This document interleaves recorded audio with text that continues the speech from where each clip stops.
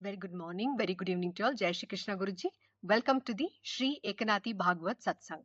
Om Shri Gurubhyo Namaha, Om Shri Ganeshaya Namaha, Om Shri Saraswatai Namaha, Om Shri Guru Dattatreya Namaha, Om Shri Mahalakshmi Namaha, Gurur Brahma, Gurur Vishnu, Gurur Devo Maheshwaraha, Guru Sakshat Parabrahma, Tasmai Shri Guruve Namaha.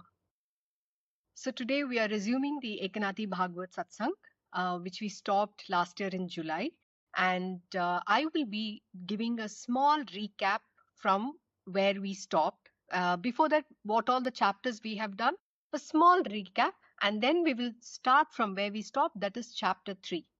So the first chapter, what we learned was auspicious prayers, stories of King Parikshit, the unprecedented glory of the life of Lord Sri Krishna, his plan to destroy the Yadava race in order to relieve the world, that is the earth, of the burden of unbridled, arrogant persons, destruction of the race due to the anger of Brahmin, manifestation of the pounding rod in the stomach of Samba. Yadavas pulverized the rod and threw the dust in the sea with the remaining iron piece. The dust grew into grass. The piece of iron was swallowed by a small fish. The fisherman catches the fish, cuts it, finds the iron piece, and uses it as the sharp edge of his arrow. So this is what we learnt in chapter 1. And chapter 2, the saint Narada meets Vasudeva, dialogue between Narada and Vasudeva, the importance of seeing saints, the story of Jada Bharat, 9 sons of Rishabha met the king Janaka, the essence of the life of Bhagavad devotees, signs of Bhagavad devotees, the one-pointedness of devotees, the importance of remembering the name of God.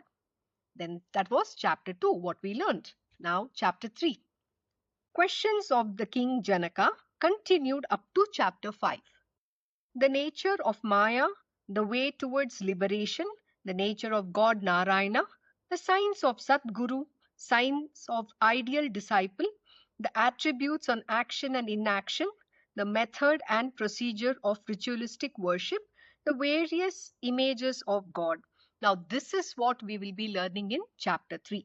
So far we have done chapter 3 and we have done till verse 2. So now we will be continuing from verse 3. Verse 3 also we have started, but we stopped until the subverse 68.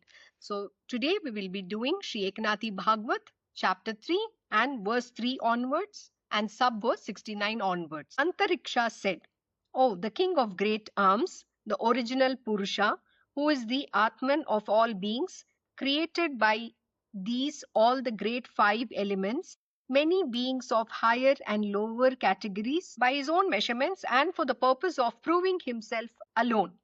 So now this was the verse and we have stopped at subverse 68. So let me just do the last verse where we stopped and before we start the 69. O king, the great hope that we hold in our mind is the main structure of Maya. One who is without any hope, constantly free of it, becomes the object of love of God. Now here Antariksha the sage was answering to the question of King Janaka, and he's talking about Maya and how to overcome Maya and who is Maya all about. So let us continue. Verse 69. Now as you have asked the question, I will tell you what is Maya through description of its subordinate signs. This Maya is divided into 3 gunas. Just as the sun has no particular desire, but he creates fire by his rays through the magnifying glass. He appears to be in that fire and the glass. Similarly, in the pure reality, that is Brahman, there is absolute no projection of thoughts, but there appears to be a plan. That is the root Maya, the primordial illusion. You should understand this, O Janaka. So what is sage talking about? That Maya itself is not real. But just like the sun, he's giving an example, right? The sun has no particular desire, but he creates fire by his rays through the magnifying glass. Now, similarly, Maya is an illusion. What is it? It's a primordial illusion. How does this illusion happen? It happens in the root. This Maya is divided into three gunas. Now, from Purusha, that is the unmanifest, comes Prakriti. Prakriti, when Prakriti comes, what happens? The three gunas come about. That is the Sattva, the mode of goodness, then Rajas, the mode of action, and Tamas, the mode of ignorance, or you can say inertia. Now, what happens when these three gunas come about? So the Maya becomes active. So that's what they're talking about. The root. The root of it is the three gunas. Now, what is that we need to understand? That it is an illusion. You don't have to believe in this illusion. But what happens to a human being is that we believe that this Maya is so real. You know how it is so real? Because of the body. Anything that you think, what you see, you touch, you feel through your sense organs, it appears so real. But understand, whatever you think is real is actually not real. It is all because of the modes of action. So as you evolve on the path of spiritual, and when you listen to these satsang, what is it called? The Bhagavad Purana. And we are learning about the Bhagavad Dharma. So when you understand the truth about what is this world all about, how did this come into existence, how we have come into existence, when you understand that, then you will realize that everything in the world is an illusion. It's unreal. I'll give you a very simple example. Let us take the fear, fear of death. It is so real. Why? Because when you have taken a human body, when you are born, death is inevitable and you're anyways going to die. But why is that you don't have an acceptance? Human beings cannot accept this death. They are striving to live every single day and they fear death. Death can strike any time. But if you understand that this death is inevitable, then why do you fear? But no, the man lives in fear. That's the problem. My Guruji has given a very beautiful satsang on Krsnaknows channel in Srimad Bhagavatam. He explains the concept of death. When you understand the concept of death, it's actually a freedom. It's not at all a fear. You're not going to be afraid of it. On the contrary, you're going to accept it whenever it's going to come. And that is freedom. When you don't have the fear, then it is freedom. So what does that tell you? Knowledge is very important. Understanding the truth about life is important. And when you know this truth, you are not going to get carried away in the illusions of Maya. You will recognize her. That is what he's talking about. So let us continue. Reality is having neither modification nor duality. What is there? Which can say I. There is still the inspiration of I-ness. That is the root Maya. This is very beautiful. The I in us, that ego. I am this body. I am doing. I am born to these parents. It is my child. I work. I earn. I own this house. This is my life. The I, me, mine. The minus I-ness. But it all begins with that I, the ego in us, which is making you identify yourself with this body. In reality, you are not this body at all. But even if I tell you, do you think you will be able to understand this? No, for which you have to go through this journey of learning the truth about who am I. That who am I has to be answered first. And when you understand the truth about who am I, then you will realize that you are not this body. You are born because of there is karma. We are indebted due to, there is an indebtedness. Because of our karmic debt, we take birth again and again. So once and for all, we have to give up this identification with the body. My Guruji gave a very beautiful explanation this morning about how this whole identification happens. He gave an example of you staying in a 5-star hotel. When you go to a 5-star hotel, what do you do there? You go there, you are in the period of a holiday, you enjoy the stay, you eat, you drink, you do whatever you want, and then you're not taking that 5-star hotel along with you when you go. But what do you take with you? See, you have had a very good holiday, correct? You enjoyed and you had a fantastic holiday there, a good stay. But what is that you carry with you? It is not the physical place that you take with you, or it's not the physical things that you take. But some Indians do take. They take some of the souvenirs from the hotel as a memory. So that's a reality. But what exactly do you carry with you? You carry the memories, whether it's a good memory or bad memory. And those memory convert into karma because you're carrying with you. So why can't we just live one day at a time? Why do we have to carry these memories connected to what? People, places, and things. That is where the main problem comes into existence. Because of this attachment to people, places, and things, you get into karmic debt, and that is the root cause of you being born again and again and again. You're going to have many lives to come with. So what is that we need to give up? In that sense of I-ness, there is a desire to see oneself by oneself. One should tell stories and talk with oneself, and I should meet myself with all respect. Now here he's talking about, in that sense of I-ness, there is a desire to see oneself by oneself. What does that mean? See, here when he says the oneself, he's talking about the lower self. But in reality, to understand that I am not this body, you have to understand the higher self, which is who you truly are. You are not this body. The lower self consists, that I consist of your body, mind, ego, intellect, all those things, all your attachments, your, the three gunas, your inherent nature. That's what the lower self consists. But the higher self is all the divine self, which is who you truly are. And that is what you need to recognize. That is what you need to understand. Then there is a desire that I should love myself. I should be interested in myself and enjoy myself by my own logic. I should understand myself and I should attain myself. When we say this, I should attain myself, I should understand myself, we are not talking about the lower self, but we are talking about the higher self. Who is this me? That God within me. We say that, right? God lives in your heart. How do you recognize that you are the divinity? You are not this body. You are not the mind. You're not the sense organs. You're not the three gunas. You're not that inherent nature. All that is false. Everything is Maya alone. And the root of it is this I-ness. That I is what you have to destroy. So how do you understand your higher self? So that's what he's talking about. That I want to know. And then I should embrace myself. I should enjoy, I should mingle in myself, and I should control myself by being the boss and the servant.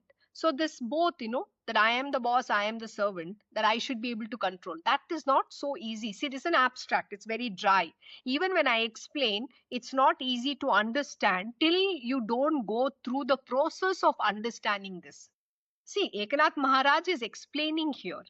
He's giving the explanation of that verse, how this Maya comes about. But I'm not saying you can understand it so easily, because it's not so easy to understand. And that is why we say you just need to be devoted to Lord Sri Krishna here. This is nothing but Uddhav Gita. And who is imparting this knowledge? Lord Sri Krishna is imparting this knowledge to Uddhava. And in that, he's so beautifully explaining how do you get rid of this bondage from the birth cycle of birth and death. That is what is the most important thing. And he's teaching Uddhava that you have to give up all these attachments. Understand this whole world is unreal. And why is he giving this knowledge to Uddhava? So that Uddhava realizes this and attains Lord Sri Krishna Bhagwan. So it's a very beautiful thing. That is why it is called the last message of Sri Krishna. And it is a very important lesson for us as well. We get lost in the world of Maya and we go through both the happiness and the sorrows of life, the pleasure and pain. It's always the contrast. You're swaying between one and other, but you don't have an equanimity of mind. And that is what we have to attain. And that is called freedom. Then, King of Long Arms, this was what God remembered, and that memory, that inspiration caused the 5 great elements and the various things and beings. That inspiration created the 4 classes, the 4 life sources or streams of beings, the 4 yugas, the 4 kinds of speeches, the 4 human achievements, and also the 4-fold construction of 4 kinds of liberations with their respective four specialities. Now he's talking about the entire creation aspect. How did the four yugas come into existence? Then what is it? The four classes. Do you know, right? The four classes is the Brahmanas, Kshatriyas, Vaishyas, and Shudras. The four yugas, that is Satyuga, Treta Yuga, Dwapar, and Kali Yuga. So all the four things were created. The yugas, the classes, and then what? The four life sources or streams of beings, the four yugas, the four kinds of speeches, the four human achievements. That is Dharma, Artha, Kam, and Moksha. So all these things, everything, you know, and the fourfold construction of four kinds of liberations with their respective four specialities. So the four kinds of liberation as well. All this is created by the divine Lord alone. This entire universe is his manifestation. But can you understand it? When we look at one human being, we think very ordinary, oh, that's a human being. Actually, no. This whole universe is pervading, all pervading. Parabrahman, the Paramatma is pervading it. This entire universe is within him alone. But do you understand this? Can you recognize it? No, it is not possible. But please understand, this entire creation has come into existence because of the divine Lord alone. The Maya also is the divine Lord himself. We say it is the Lord's Maya. It is his illusion, the power potency. And so it is very important to see God in everybody, which is not possible otherwise.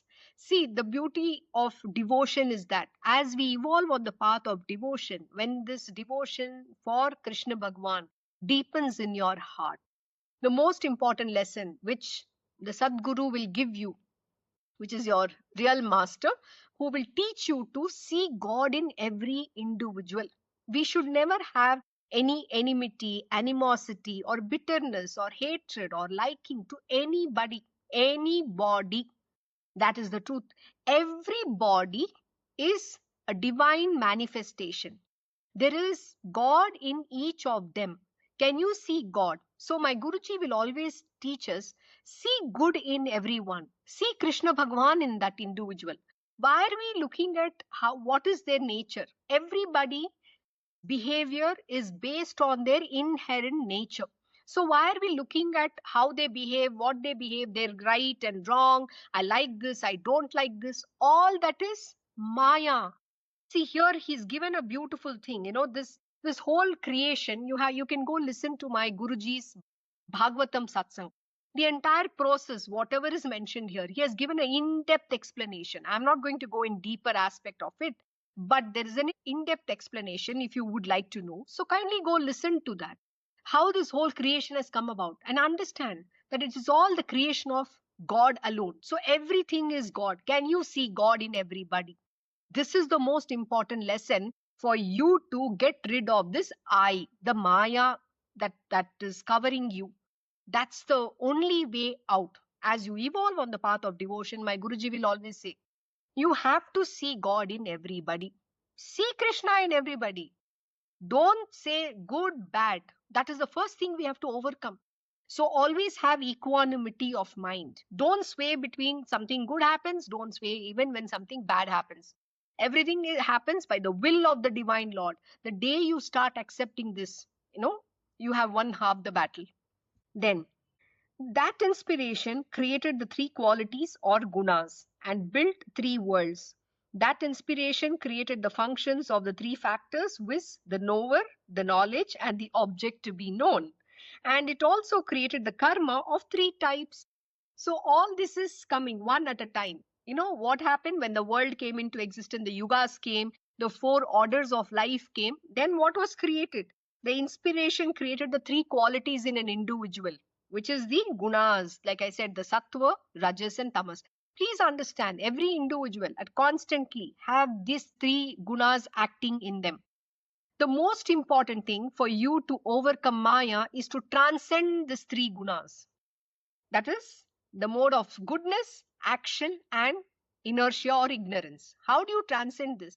We don't have to operate at this three level. You have to just be a devotee of the Lord. So when you're a devotee of the Lord, you will transcend these three modes of gunas as well. But most important, we have to be in the quality of sattva. The mode of goodness has to be there at all times. Rajas is predominantly action, which is what drives you towards your desires. I want money, I want this, I want fame, I want name. It is endless. And the moment you go in the mode of action, you are stuck forever.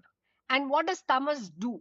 Tamas is a mode of ignorance. Today's day and age, in the Kali Yuga, we are in the mode of tamas, which is full of inertia, lethargy, laziness. Have you seen the present world? They are not, doing anything. They don't want to do. They just don't feel like doing it. Everybody's lost in their mind. They dwell in the mind. Whether, oh, what is going to happen to me, or I don't feel like it. They are living in anger, bitterness. There is no happiness in anybody. They want an ideal situation. Recently, I was watching a very interesting video about China. Now, in China, there are 1 million women who are at the age of 35 to 40, and they are not married. They're desperately looking for a guy to get married. But they are not able to get that fulfillment because, they say, right, aspirations versus affordability, or you have certain expectations and there is a mismatch between what you want and what is available. So everybody lives in a world of imagination. They have fantastic expectation. So because of that expectation, they are not able to meet that person and get settled in life. Now, what is this? Why is this happening? Why am I giving you this example? The reason I'm giving you this example is because there is a scenario today in the world where everybody is disillusioned, and that's called Maya. Why? Because in their mind, they have created an ideal image. Oh, this is how my husband has to be. Oh, he has to be earning so much. He needs to be handsome, beautiful looking. He needs to have car, house, everything. They want an ideal world. But do you think there is an ideal world? This is the first question you have to ask. There is no ideal world. My Guruji has very beautifully taught me something for last 17 years. You know what he tells? We have to make ideal out of what is available to us at this moment in time. Can you be happy with everything that you have in this world? Don't go and seek things which is based on your desires. The moment your desires come into existence, then you are going to become miserable. You're never going to find happiness. So now what is happening to these women? And especially in today, I don't know, everybody is going crazy over the pursuit of jade. The model or the actor called Zhang Linghe has taken to internet by storm. Why? He's been admired by every woman. See, it's an imagination. You're watching something, okay? He's an actor. He's enacting a role. Do you see? It's a role. This life of yours is a role. You're play acting. Similarly, these women have idealized that character. This is the kind of husband I want. Do you think you're going to ever meet? No. That's a character. It's a play. It's a period piece. They're depicting something. But that is not truth. That is not reality. And that is why we fail to become content with what we have, and we fail to be happy in what we have. You're not going to be happy. So this 1 million women are never going to find the ideal man in their life. It's never going to happen. So this is the truth about life. So stop running after your desires. Accept the life that you have. You will be extremely happy. I'm telling you this. The day you start accepting who you are, what you have, and you'll understand whatever God has provided you, that is perfect for you, because He knows what is right for you. And that is what He has given. But as human beings, because of our desires, the root cause, the 3 gunas come into existence.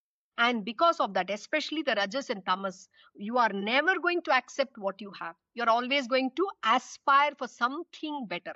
And that aspiration is only going to lead you towards your doomsday. So the next verse.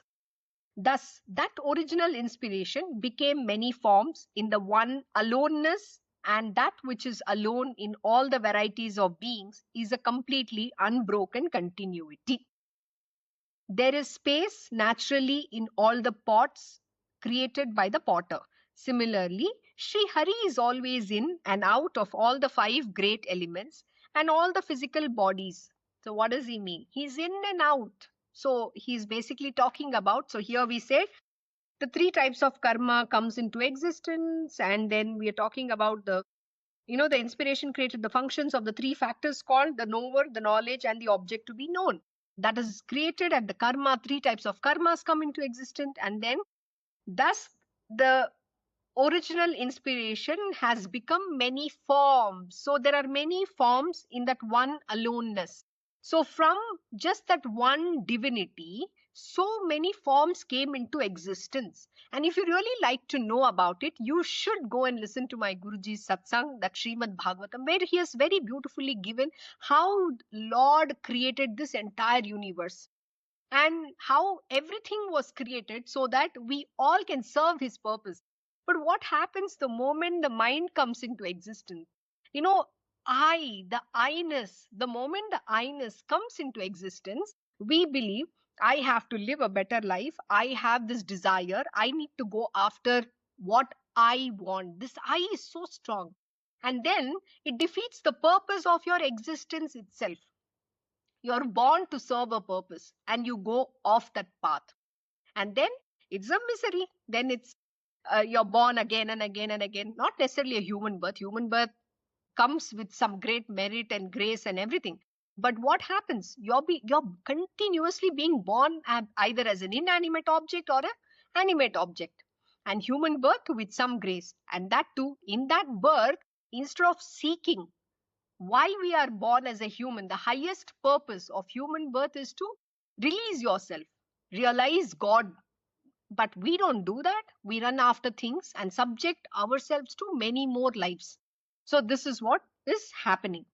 Now, it is because of this, O king, that in the Upanishads it is said that God was not happy to remain alone and there was inspiration of duality in him.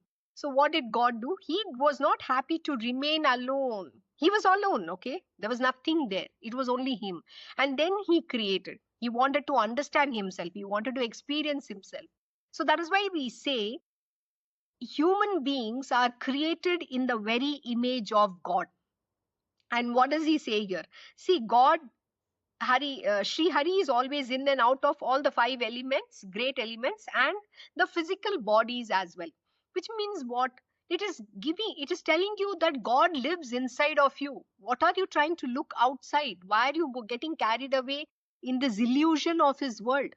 Just be there, live, enjoy that stay. Like my Guruji will say, this world, the world that we are in on planet Earth, the life that we have, it's like a holiday. So you have come here to enjoy, make the best of it. Instead of that, people, they worry, they are upset, they are angry, they are jealous of somebody getting more, somebody getting less, or I'm not having, they're not contented. The life, it's constant war within yourself. And there is no freedom. Why do you want to be like this? Imagine when you look your life, whatever age that you might be, ask yourself this question: what have I actually done in my life? What is that has happened to me? And if you look at your major part of your life, you're actually living in bitterness. Oh, I didn't like the place I was born. I didn't like the people I was born with. Oh, this happened to me. That happened to me. My Guruji will continuously tell me, you know what he'll say? Rajma, you're not this body. You have been given this body for a purpose. Make the best use of it. Why are you going back on things that has no significance now? It's over, dead and gone. So we should never think about a subject that is going to make you feel bad or hurt or whatever. Understand this life is a repayment. You have come here to expend your karma, be it a good karma or bad karma. That is the most important thing you need to understand. So whatever happens, happens by the will of the divine Lord alone. Accept it. Till you don't have this acceptance, you cannot be happy within yourself. That is the state. And then what happens? You're constantly going to be lost in that maya, which is actually the unreal thing. That is what he's explaining. How this whole creation came about, and instead of being, understanding, instead of being in oneness with the divine Lord, we are so outward. We are attached to the illusion that he has created. So he's saying, "O great king, the way in which all the elements appear to have separately come into existence is the way of Maya, the function of Maya.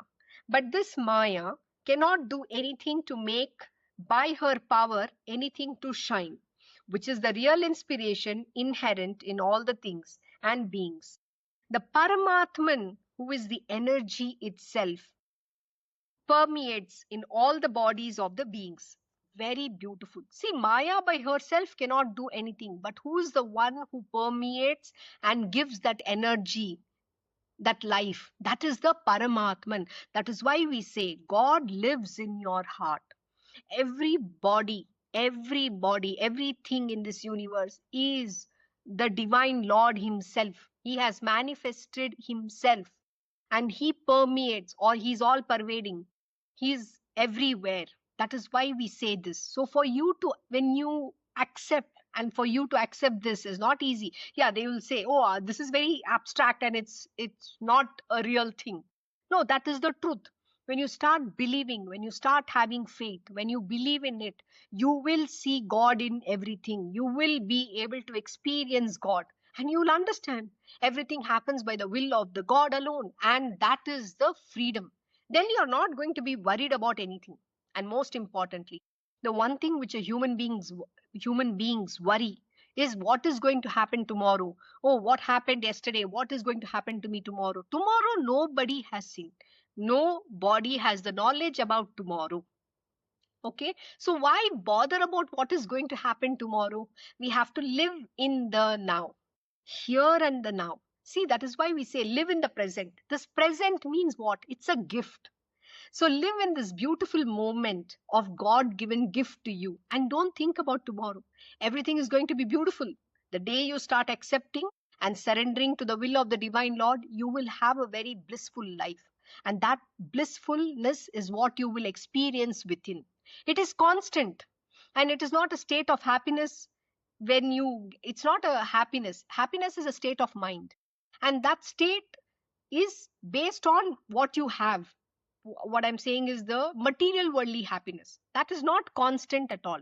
But the one you feel within the blissful state, that is constant. So, the Paramatman, who is the energy itself, permeates in all the bodies of the being. It is that energy known as Paramatman which makes evident the main sign of Maya, and it shows a false sense of entering into the bodies of all the beings, which is an illusion. So, he's saying that also is an illusion, which means it is that energy known as Paramatman. That is, we say Paramatman, which is the divine Lord himself, which makes evident the main sign of Maya. And what he says, and it shows a false sense of entering into the bodies of all the beings, which is illusion. So where is this God? That's why we say God is everywhere. He's all pervading. He is inscrutable. And what else? You can't even figure out where he is. He's omniscient, omnipotent, and he's everywhere. So that's what it is. So with that, we have completed the chapter 3, verse 3. And next Tuesday, we will continue from verse 4 onwards. So with that, a very quick recap. So understand Maya is illusion, but understand this illusion is the illusion of the divine Lord himself. So when you are devoted to the Lord, the only way to overcome Maya is with his grace. When you become a devotee of Lord Sri Krishna Bhagwan, then Maya will not trouble you. I am giving you later half of the story right now. Very simple. So be the devotee of the Lord and everything will be fine. With that, we end today's satsang. Thank you once again for joining Shri Eknathi Bhagwat Satsang. Have a good day and good evening to you all. Jai Shri Krishna Guruji.